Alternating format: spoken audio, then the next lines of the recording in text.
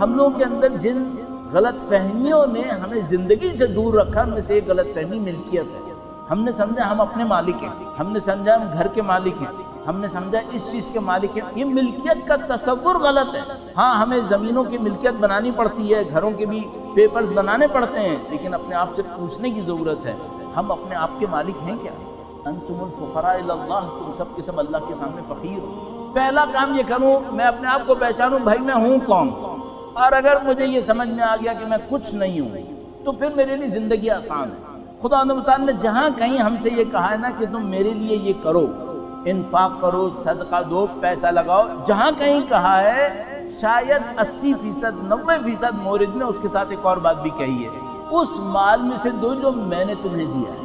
سب سے پہلے وہ کیا چاہتا ہے؟ تم ملکیت کا تصور مٹاؤ، یہ تمہاری خام خیالی ہے، تم مالک نہیں ہو، تم فقیر ہو۔ کاش میں اپنی زندگی میں اس کے اوپر جد و جہد کروں، مجھے یہ سمجھ میں آ جائے کہ میں مالک نہیں ہوں، مالک خدا ہے۔ جس دن یہ مجھے سمجھ میں آ گیا نا، میرے لیے بہت آسان ہے، صبح کو اٹھ کے فجر کی نماز بھی پڑھوں گا، نماز شب بھی پڑھوں گا، صدقے بھی کروں گا، اللہ کے لیے جان بھی دوں گا۔ جب مجھے یہ سمجھ میں آ گیا میں اپنا مالک نہیں ہوں، میرا مالک خدا ہے، جس دن مجھے یہ سمجھ میں آ گیا میری مشکل حل ہے۔ ابھی میری ناک بھی ہے، میں لوگوں سے لڑوں گا بھی، اس کو بھی خلاف بولوں گا، اس کے بھی خلاف کارروائی کروں گا، یہ سب کیوں کروں گا؟ کیونکہ میں سمجھ رہا ہوں میں کچھ ہوں، یہ ہوگا اسی لیے۔ جب تک ہم مالک ہیں نا تو دنیا کے اوپر 7 ارب مالک رہ رہے ہیں، اور جب ہم سمجھنے نہیں خدا مالک ہے تو زمین پہ صرف ایک مالک ہے، وہ خدا ہے، باقی سب غلام، سب غلام۔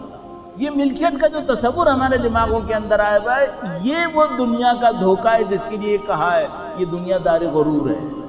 دنیا کے بڑے دھوکوں میں سے ایک دھوکہ یہ ہمیں یہ سمجھاتی ہے ہم مالک ہیں۔ ہم مالک ہیں کہاں؟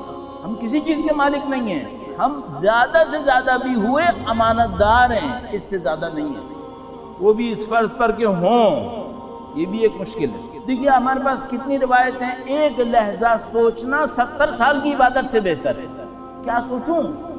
مجھے یاد ہے میں قوم مقدسہ میں ایک دن روضے طاہرہ کے اوپر حاضر ہوا، وہاں پہ بیٹھا، میرے ذہن میں آیا ایک لہجہ سوچنا 70 سال کی عبادت سے بہتر ہے۔ میں زری کے سامنے ایک کونے میں بیٹھ گیا کہ اب میں وہ سوچوں گا جو 70 سال کی عبادت سے بہتر ہوگا۔ تو میرے دماغ میں آیا سوچوں کیا سوچوں؟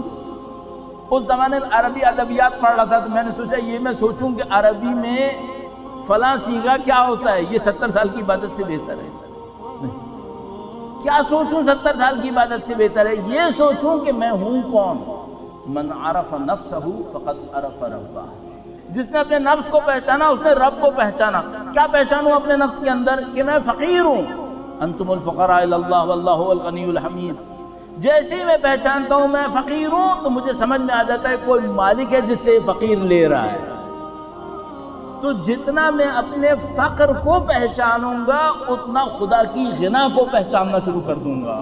جتنا میں اپنی وابستگی کو پہچانوں گا، محتاجی کو پہچانوں گا، خدا کی بے نیازی کو پہچاننا شروع کر دوں گا۔ جتنا اپنی کمزوری کو پہچانوں گا، خدا کی طاقت کو پہچانوں گا، پھر مجھے سب سمجھ میں آنے لگے گا۔